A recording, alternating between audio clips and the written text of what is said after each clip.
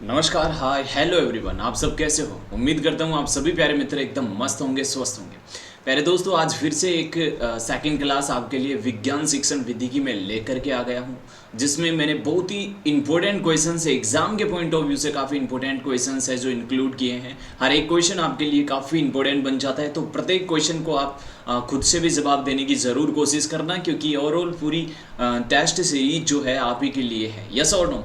तो आपको ज़रूर से प्रत्येक क्वेश्चन का जवाब देते चलना है और सीखते जाना है। चलो तो शुरुआत कर लेते हैं बिना समय गवाए आज की विज्ञान की शिक्षण विधियों के क्वेश्चंस। आपके सामने फर्स्ट क्वेश्चन है। देखो, प्रत्येक क्वेश्चन को जब आप सोल्व करोगे, आंसर दोगे, तो उस दौरान आपको मिलने वाले हैं 5 सेकंड का समय। 5 सेकंड के अंदर आपको क्वेश्चन का जवाब दे देना है। काफ़ी समय होता है 5 सेकंड, ठीक है। तो प्रत्येक विद्यार्थी को क्या करना है कि प्रत्येक क्वेश्चन का जवाब देते चलना है, यस और नो, जितना भी आपको टाइम मिलता है।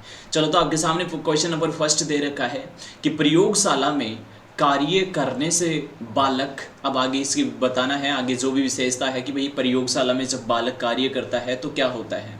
ऑप्शन नंबर ए है सामाजिकता आती है, ऑप्शन नंबर बी है यहाँ पे आत्मविश्वास जागृत होता है, या फिर ऑप्शन नंबर सी है तर्क शक्ति का विकास होता है, या फिर ऑप्शन नंबर डी है यहाँ पे उपयुक्त सभी। अपना अपना आंसर दे दीजिए। आपके सामने टाइम स्टार्ट होता है अब।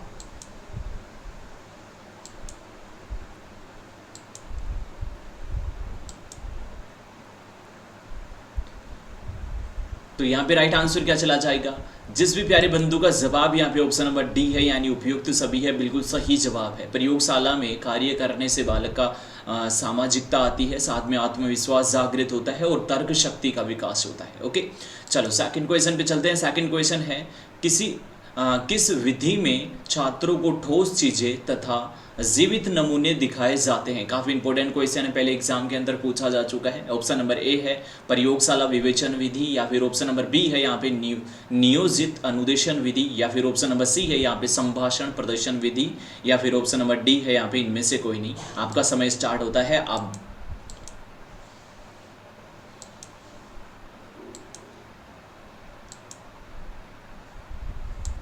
उम्मीद करता हूं आपने जवाब दे दिया होगा। तो राइट आंसर, जिस भी प्यारे बंधु का जवाब ऑप्शन नंबर सी है, बिल्कुल सही जवाब है, संभाषण प्रदर्शन विधि। ओके, नेक्स्ट क्वेश्चन देखते हैं। Question number third. Question number third बोल रहा है यहाँ पे कि शिक्षण अधिगम प्रबंधन का मुख्य सोपान है। शिक्षण अधिगम प्रबंधन का मुख्य सोपान है। ऑप्शन नंबर ए है नियोजन, ऑप्शन नंबर बी है यहाँ पे व्यवस्था, ऑप्शन नंबर सी है नियंत्रण, या फिर ऑप्शन नंबर डी है यहाँ पे उपयुक्त सभी। आपका टाइम स्टार्ट होता है अब।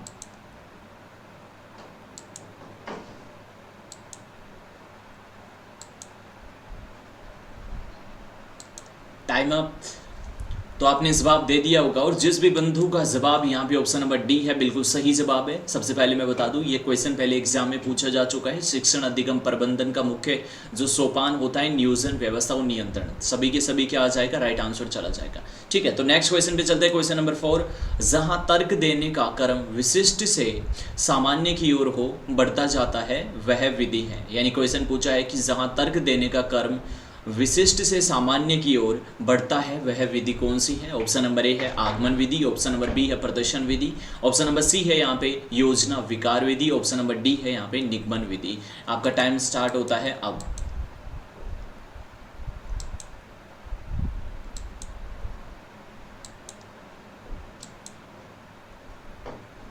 Time up. तो आपका राइट आंसर, यदि ऑप्शन नंबर यहाँ पे ए है तो बिल्कुल सही जवाब है। जहाँ तर्क देने का क्रम विशिष्ट से सामान्य की ओर होता है तो उस विधि को क्या कहेंगे हम? आगमन विधि। यस और नो? चलो, ये भी क्वेश्चन एग्जाम में पहले पूछा जा चुका है, तो इंपॉर्टेंट क्वेश्चन है, याद रखिए। नेक्स्ट क्वेश्चन देखते हैं। क्वेश्चन नंबर 5, वे अपेक्षित व्यवहार परिवर्तन जो एक शिक्षक अपने शिक्षार्थी में देखना चाहता है कहलाते हैं। ऑप्शन नंबर ए है शिक्षण उद्देश्य, ऑप्शन नंबर बी है यहाँ पे पाठ्यक्रम, ऑप्शन नंबर सी है यहाँ पे अधिगम प्रक्रिया, या फिर ऑप्शन नंबर डी है यहाँ पे मूल्यांकन। तो आपका टाइम स्टार्ट होता है अब।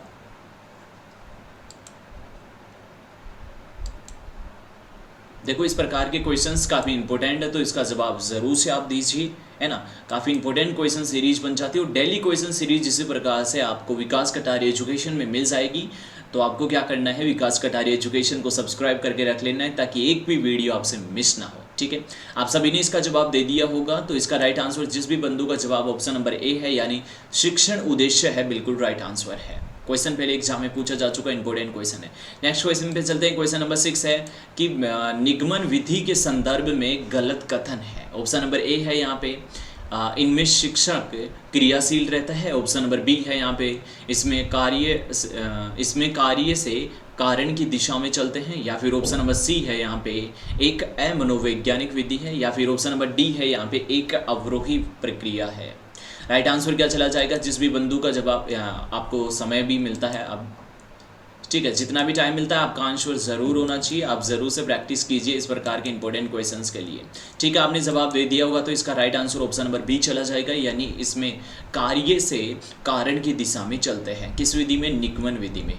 निगमन विधि में नहीं चलते हैं ना, क्योंकि ये इसके लिए क्या हो जाता है? गलत। बाकी देखो, शिक्षक क्रियाशील होना अमनोवैज्ञानिक विधि है ये, वो साथ में अवरोही प्रक्रिया, तीनों ऑप्शन सही हैं। सबकी एक ऑप्शन जो ऑप्शन नंबर बी है, कार्य से कारण की दिशा में चलते हैं, ये अगेंस्ट है इसके। ठीक है, तो ये गलत कथन हो जाएगा। ओके, नेक्स्ट क्वेश्चन देखिए, क्वेश्चन नंबर 7, यानी कि आगमन विधि का प्रमुख दोष है, क्या है? तो ऑप्शन नंबर ए है ज्ञानार्जन बहुत धीमी गति से होता है, या फिर ऑप्शन नंबर बी है यहाँ पे ज्ञान अस्थायी व अल्पकालीन होता है, और ऑप्शन नंबर सी है यहाँ पे विषय निरस्त हो जाता है, या फिर ऑप्शन नंबर डी है यानी नन ऑफ दीज, यानी इनमें से कोई नहीं। आपका समय स्टार्ट होता है अब, आप जल्दी से इसका जवाब दे दीजिए।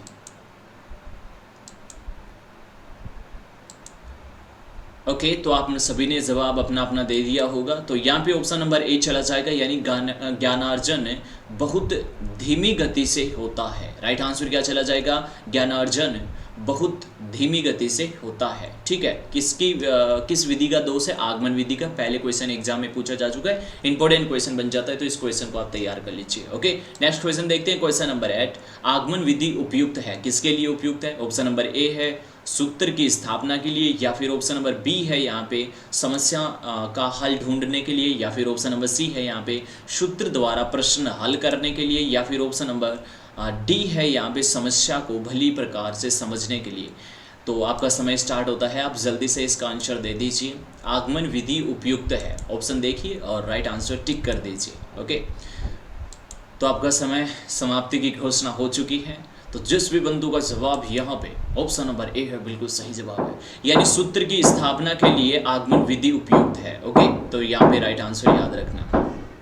ओके, नेक्स्ट क्वेश्चन देखिए, यहाँ पे क्वेश्चन नंबर आ जाता है 8, यानी विज्ञान शिक्षण में कार्यवाही से आशय है। ऑप्शन नंबर ए है यहाँ पे शिक्षक द्वारा दंडात्मक कार्यवाही, या फिर ऑप्शन नंबर बी है यहाँ पे छात्र द्वारा गृह कार्य, या फिर ऑप्शन नंबर सी है यहाँ पे बालक द्वारा उत्तेजना के आधार पर गत्यात्मक क्रिया संपादित करना, या फिर ऑप्शन नंबर डी है यहाँ पे उपयुक्त सभी।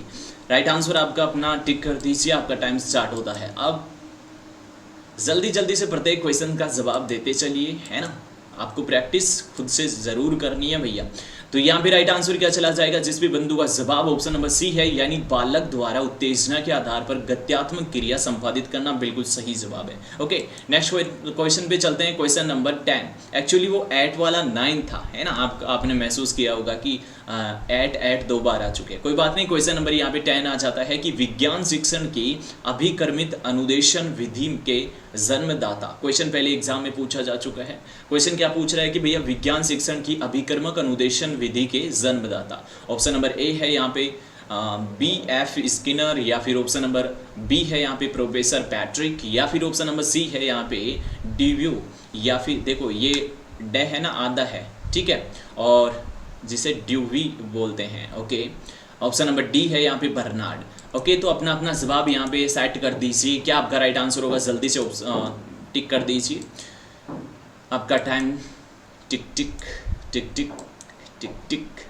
ओके, आपका टाइम यहाँ पे समाप्त होता है। तो आपका राइट आंसर अगर ऑप्शन नंबर यहाँ पे ए है, बिल्कुल सही जवाब है, यानी B.F. Skinner. Okay, next question देखिए, क्वेश्चन नंबर 11, यानी एक कुशल एवं योग्य शिक्षक विज्ञान अध्यापकों में निम्न में से किन विशेषताओं का होना आवश्यक है? काफी इंपॉर्टेंट क्वेश्चन है, एग्जाम में पहले पूछा जा चुका है। पूछा है कि एक विज्ञान का कुशल अध्यापक कैसे हो सकता है? ऑप्शन नंबर ए है यहाँ पे विज्ञान के विषय में पारंगत होना चाहिए, है ना। ऑप्शन नंबर बी है यहाँ पे विज्ञान के प्रयोग की योग्यता होनी चाहिए, या फिर ऑप्शन नंबर सी है यहाँ पे विज्ञान अन्य विषयों में ज्ञान में उसमें पारंगत होना चाहिए, और ऑप्शन नंबर डी है यहाँ पे उपरोक्त सभी। राइट आंसर क्या चला जाएगा?